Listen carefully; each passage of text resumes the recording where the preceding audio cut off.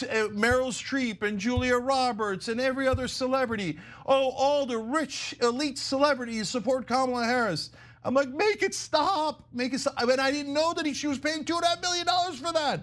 Okay, so guys, the reason why she is overall paying in different ways, whether it's ads to money to nonprofits, money to stats, etc. The reason why she's paying for all this earned media is because she couldn't do earned media. What's up, everyone? Today we're diving into Kamala Harris allegedly bribing her way through interviews. Yes, you heard that right. We're talking about big name figures like Al Sharpton, Roland Martin, and even Oprah Winfrey getting paid by Harris's campaign in one way or another. But let's be clear, this isn't just about the money, it's about the manufactured authenticity that Harris's campaign seemed desperate to buy. Stick around as we expose the elite celebrity circus, question the hypocrisy, and highlight why this screams of a political machine gone wrong. Let's get into it.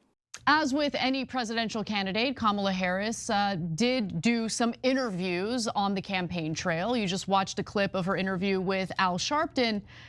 What I didn't expect, though, was that she was paying prior to the interviews being conducted. Either the production companies associated with the host that was interviewing her would get paid, or in the case of Al Sharpton, her campaign made two $250,000 donations in September and October to the National Action Network, which is the nonprofit that Al Sharpton runs. All right, so he wasn't the only one. The campaign also gave $350,000 to New Vision Media on September 9th, which is run by Roland Martin. Now, Martin interviewed Harris on his show back in October for about 30 minutes. And Martin did confirm that he did receive that money, but that money was for advertisement. And then he added this in typical Roland Martin fashion: it should have been a hell of a lot more. More should have been spent on Black-owned media. Well, Roland, I'm here to give you the good news, because she did spend more on Black media, just not you. Because when it came to her interview with Oprah, we had previously heard that she had spent, or her campaign, I should say, had spent $1 million paying Harpo Productions, which is Oprah's production company. But later, the filings indicated that a lot more was spent, and this is according to the filings obtained by the New York Times.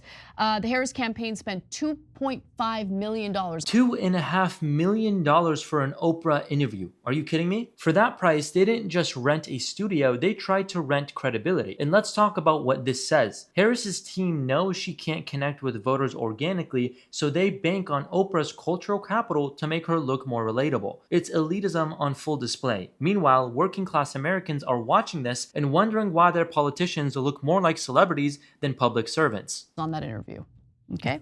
Yeah.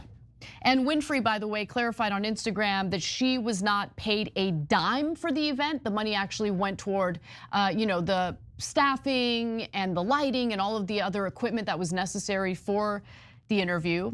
She says, quote, "For the live streaming event in September, my production company, Harpo, was asked to bring in set design, lights, camera, crew, producers, and every other item necessary, including the benches and the chairs we sat on, to put on a live production. I did not take any personal fee. However, the people who worked on that production needed to be paid and were. End of story."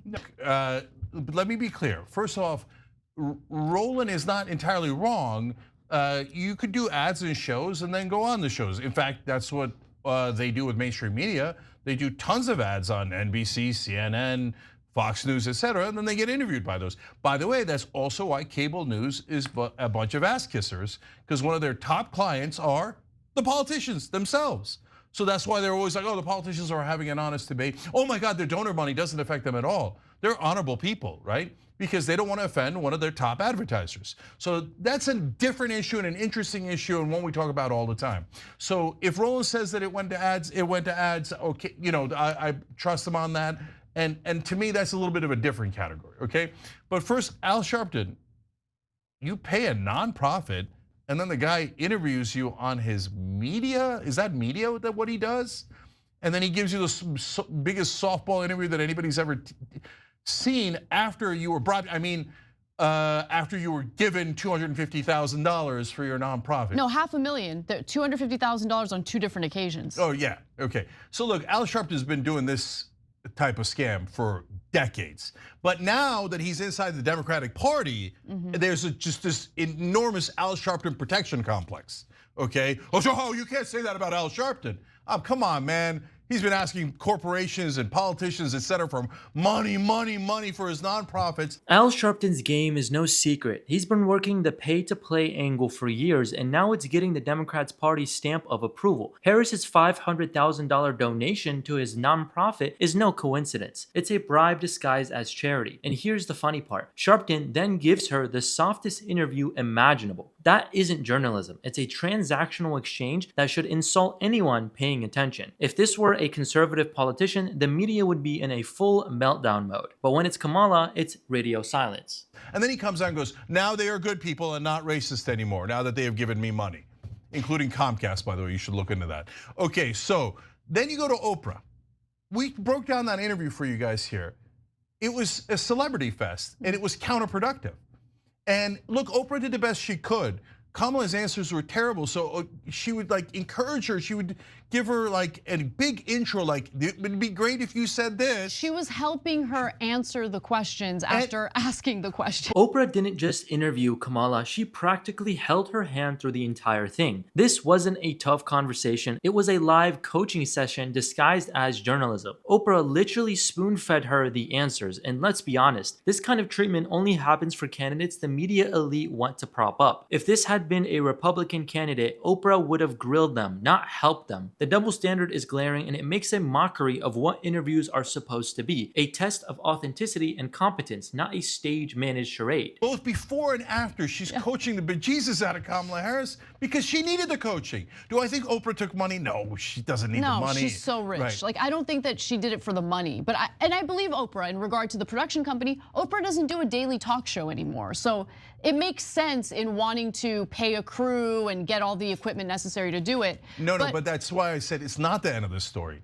Look, I can get you a crew to do that, what, Skip, 10%, 5%, 2% of the money, right? I mean, they wanted a celebrity spectacular. I watched it, if you see it, there's like hundreds and hundreds of screens on there and giant, I mean, it was, and none of it felt like the working man, right? None of it felt like you were gonna fight for women's rights in an organic way, et cetera. That's a good point. I didn't think about how the star-studded events, like the way that they came across to ordinary voters. It came across terrible. Yeah. And Meryl Streep and Julia Roberts and every other celebrity. Oh, all the rich elite celebrities support Kamala Harris.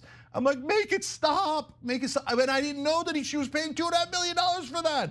Okay, so guys, the reason why she is overall paying in different ways, whether it's ads to money to nonprofits, money to stats, et cetera, the reason why she's paying for all this earned media is because she couldn't do earned media. This campaign was kind of a microcosm of redistributing wealth to some extent from the bottom to the top, right?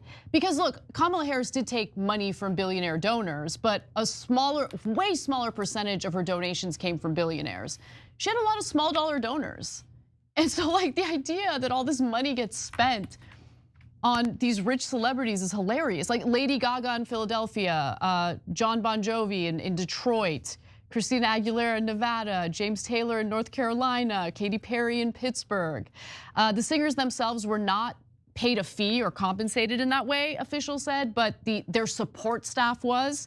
The overall bill for the election eve rallies exceeded the planned budget and is said to have topped $10 million. $10 million blown on glitzy rallies packed with celebrities. This is who Kamala Harris's campaign is really for. Not the working class voter she panders to, but the elite coastal cocktail crowd. These over-the-top spectacles didn't even work. They were so disconnected from ordinary Americans that they felt like watching a Hollywood award show, not a grassroots campaign. This isn't politics for the people, it's an ego trip funded by billionaire donors and small dollar supporters alike. How's that for redistributing wealth? The cost overruns were partly because the Harris team built an entire rally venue at a park in Pittsburgh only to be told by the Secret Service that the site could not be properly secured. They had to rush to take it down and rebuild a second venue. Now, there are other major costs, according to records and the campaign officials who spoke to the Times. That includes $111 million in online ads seeking donations. At least $100 million transferred to battleground state parties, $70 million on mailers, nearly $28 million to produce the merchandise that people were ordering. And for all... I'm just going to jump in on that one before we lose track of it, Anna. I don't think any of that is bad.